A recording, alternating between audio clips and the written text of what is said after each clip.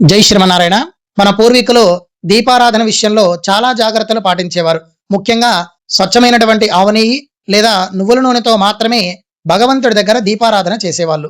దీపారాధన అనేది కేవలం ఒక ఆచారం మాత్రమే కాదు, మన సాంప్రదాయాన్ని మనం గౌరవించుకునే విధానం. డబ్బులు ఖర్చు చేస్తున్నాం కదా అని ఏది పడితే ఆ వస్తువు తెచ్చి భగవంతుడి దగ్గర ఉపయోగించకండి. ఎందుకంటే భగవంతుడి దగ్గర ఏ పదార్థమైనా శుచికి, శుభ్రతకి ప్రాధాన్యత ఉంటుంది. కనుక స్వచ్ఛమైనటువంటి ఆవునీతితో కానీ, స్వచ్ఛమైనటువంటి నువ్వుల నూనెతో మాత్రమే దీపారాధన చేయడం అలవాటు చేసుకోండి. కల్తీ, నాణ్యత లేనటువంటి నూనెలతో దీపారాధన చేసి మీ ఆరోగ్యం పాడు చేసుకోకండి.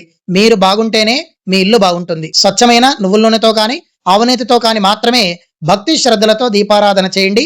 ఆరోగ్యంగా ఉండండి. భగవంతుడి యొక్క అనుగ్రహాన్ని పొందండి. మీలో ఎంతమంది ఇప్పటికీ స్వచ్ఛమైన ఆవు నెయ్యి లేదా స్వచ్ఛమైన నువ్వుల నూనెతో దీపం పెడుతున్నారు? ఖచ్చితంగా కామెంట్ చేయండి. మీరు చేసే చిన్న కామెంట్ వల్ల ఎవరైనా ఒకళ్ళు మారొచ్చు. మరొక ధర్మ సందేహానికి శాస్త్ర ప్రమాణాలతో సమాధానం చెప్పడానికి మీ ముందుకు వస్తాను. అంతవరకు ఛానల్ని సబ్స్క్రైబ్ చేసుకోండి. జై శ్రీమన్నారాయణ.